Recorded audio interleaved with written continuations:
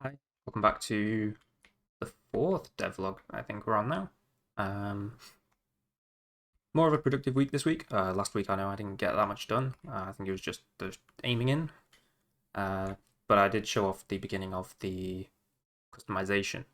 So that has been finished this week. I'll show you now. So you have a gun here, and you can click customize, and it will bring up this thing. You can see the gun, zoom in and out, give it a nice inspect. But also you have your attachments that you currently have. So for example, I have an attachment, a test attachment, which is actually a sight and a silencer. So attachment can go there. Whereas a silencer, you can't put it where it can't go. Obviously, it goes in the barrel there, and there you can see the attachment on the gun. So there we go. A bit awkward to fiddle around, but you can have a nice play around there.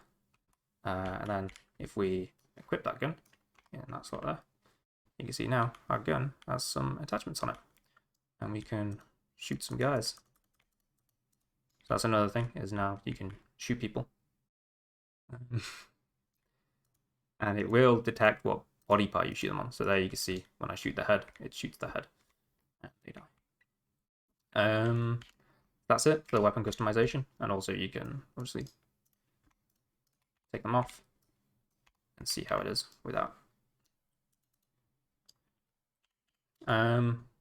The other thing I did was hunger and thirst. So you can see in the bottom left, I've got a couple of bars that I've just reached 0, and now my health is going down.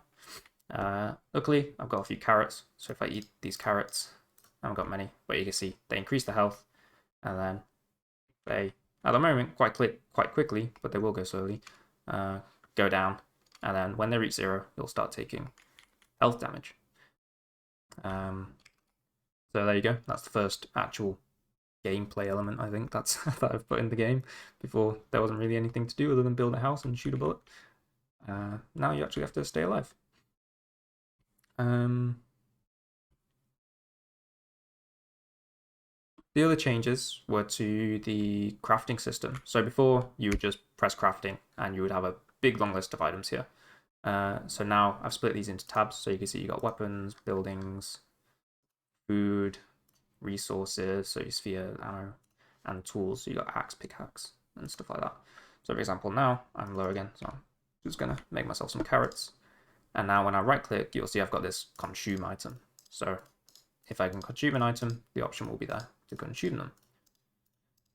And the next thing was now you don't always have to look in the crafting area to find recipes. Say if you have an item and you want to know what you want to craft with it, you can right click it and view the recipes. So I've got my dev cube here. I can click recipes and I can see how to create more of this item on the left, and also what I can use this item for on the right. So you can see dev cubes used in basically everything, just because it's easier for testing. Make some more carrots because I'm probably going to need them. For example, say I want to make another silencer. I can say view recipes and it'll show me how to craft more silencers and also what they're used for, but they're not used for anything. So that's all really. I also did something with the arms, so you can see now the arms kind of stick to the gun. It's a bit janky, but it kind of does the job. They go a bit mental when I aim in there. But at least I follow. It's better than it was, I believe. And I can always just fine tune it. It basically, it's an algorithm, inverse kinematics, that makes the bones attracted to certain objects. So I would just need to add more points of attraction for different bones, and it should look a bit more natural.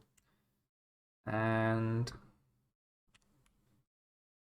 I think that's all. I guess I show what the modifications actually do. Let me just eat more carrots before I die. I really should have toned that down before I started this, because that's quite tedious. So for example, I'll need ammunition first. So let me see, how do I create? No, ammo is made using spheres. So now if I go here, click recipes, I can create them. So usually if you just fire your gun off normally, give it a reload, you'll get this muzzle flash and it'll go sort of everywhere. And then if you zoom in, it'll shoot out of the barrel. But then if we put on our attachments, so we got a silencer and a sight. So they actually do make a difference, basically. So if I zoom in now, bullet will go where the sight is aiming, and it's much easier.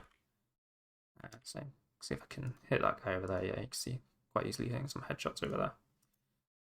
Or maybe not too far. That's a bit far. Oh, I got him. And also, there's no muzzle flash with the silencer either. There's currently no sounds in the game, but when I do add sounds, the silencer will obviously make a different sound. And this also adds the opportunity, so for adding maybe compensators or grips in the bottom slot to adjust recoil, weapon sway, just those kind of things.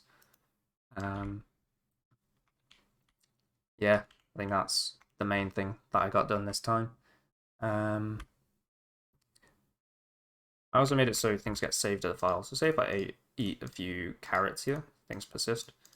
You can see our health is like, we got half hunger, a bit over half thirst. If I leave the game and rejoin it, you can see our health and stuff is exactly the same state it was. That gets all saved to a file along with the inventory and all that, which then gets saved to the server. So it's quite good to have some persistent data. I'm trying to do that as I go along, just so I don't have to do it all at the end. And we got a couple of little AI things here, but they're very basic at the moment. They just wander around on their own. They were just to test to see if the hit reg was alright, and it seems to be okay. They take 10 shots and die. I haven't made it so headshots do more damage at the moment, but it does detect the body. Like you see, I shoot the head turns red. I shoot the body turns red. So there is body part detection on the hits, so I could add a multiplier for headshots.